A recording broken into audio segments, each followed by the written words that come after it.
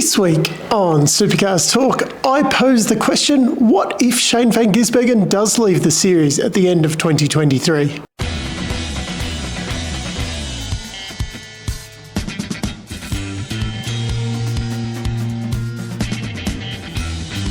The big news this week is that Jimmy Golding has been confirmed at Premier for next year. Now, other than Cameron Hill being confirmed at MSR, that sets the whole grid for next year. In other Jimmy Golding news, he won't be using his normal car at Adelaide. He will be borrowing off 888, the wild card that Lowndes and Declan Fraser used for the 1000, because they can't be bothered fixing his car in time for that, and the wild card is ready to go for them. Team 18 have come out and said that they're going to bolt their own Gen 3 cars together rather than buying turnkey kits from 888 like they have been in the past.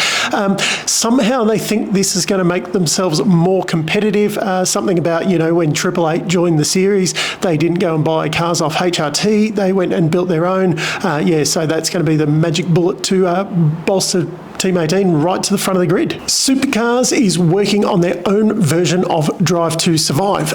This is going to be different from the Inside Line series that they have done over the last 3 years with Erebus, Walkinshaws, and then 888. It's not going to focus on one team like the Inside Line series has. It will be a full grid kind of following thing, like what Drive to Survive is for Formula One. They filmed a pilot at Bathurst that they're going to try and shop around to, I guess, Fox Sport and 7 Network and 10 and people like that to see if anyone's interested in buying it. I'm not sure. I think that the whole, probably with the Drive to Survive in Formula One, is a couple of things like lockdown and people just looking for content to watch, and the fact that it was on Netflix, and pretty much everyone I know either has kind of access to a Netflix account or actually has their own, which and Formula One is a worldwide series. I think maybe it might help a bit with the general Australian kind of public watching it, but it's got to be. I don't think if it's tucked away on Stan, I don't think it's going to be the same as if you could get it on, say, a Netflix or possibly even Channel 7. Peter Adderton has admitted defeat and said he's not going to get a licence for next year, but he intends to turn up to Newcastle with his car, transporter, race team and that, and basically bang on the gates and say, well, let me race because I'm ready to go.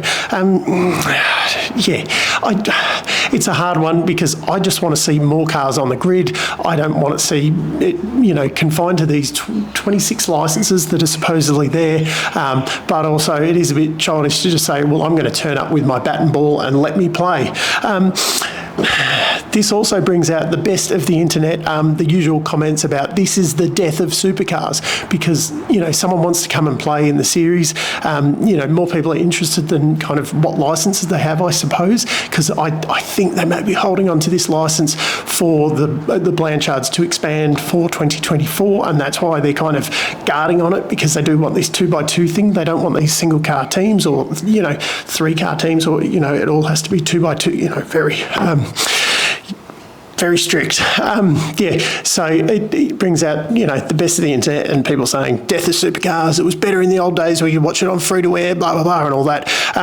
Now, yes, it was very good back in the mid-2000s and that, when it was on Channel 10 and then Channel 7, and you got all the races, on free-to-air TV, and you got to see them all.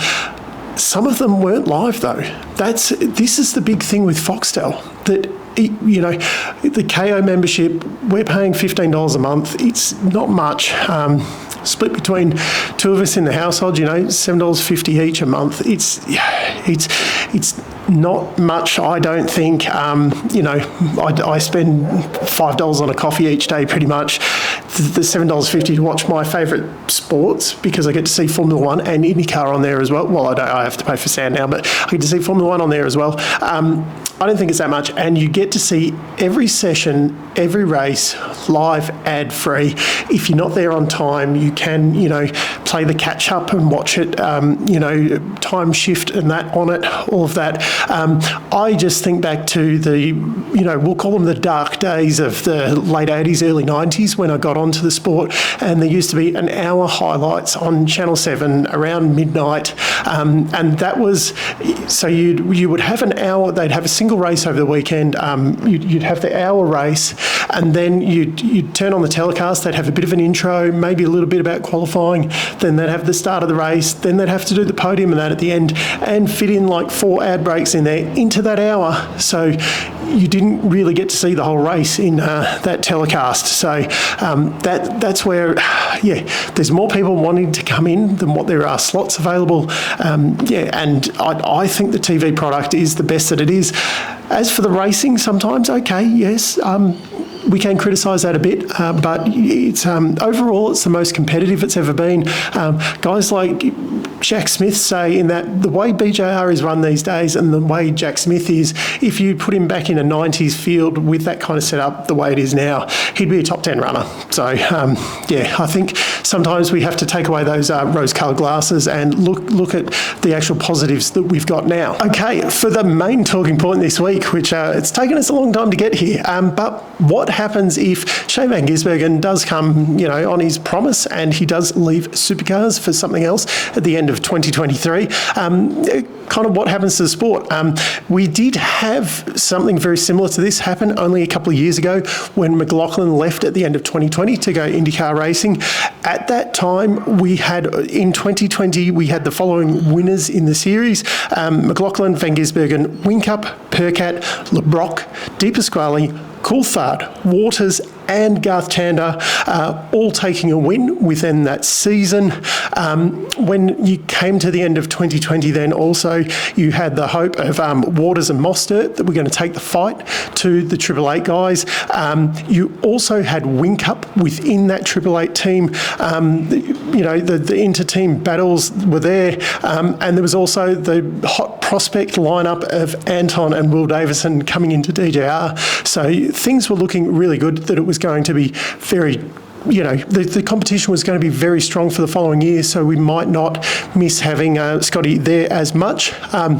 When we look at it this year, we've only had Shane Van Gisbergen, Chaz Mostert, Cam Waters, Will Davison and Anton De Pasquale taking a win during the year. Garth Tander did take the win there at Bathurst too. All of this now is assuming that the order isn't shaken up too much with the Gen 3 and we have a very similar year next year. You can assume that Shane kind of goes and does all the winning. He hasn't got that inter-teammate battle from Brock Feeney that he did have with Jamie Whincup there, and you've only got, Chaz and Cam Waters kind of, and the DJR boys, kind of just knocking on the door, not really doing much winning, where if you take Shane away, then all of a sudden it opens up. I should have probably gone through, who's finished second to Shane all season, and then you take Shane away, because it's not like you took Shane away when Jamie Whincup was there. All of a sudden, Whincup just takes on all the wins. At the moment, Feeney isn't going to just take on all those wins. And if we also look, let's obviously Triple Eight, if Shane's going, they're going to try and get Chaz or Cam Waters. But let's say they can't get either of those two. They're probably going to look for someone like Declan Fraser to come in. He's probably going to come in very similar to what Brock Feeney has. So you haven't got that, juggernaut kind of thing at Triple Eight there.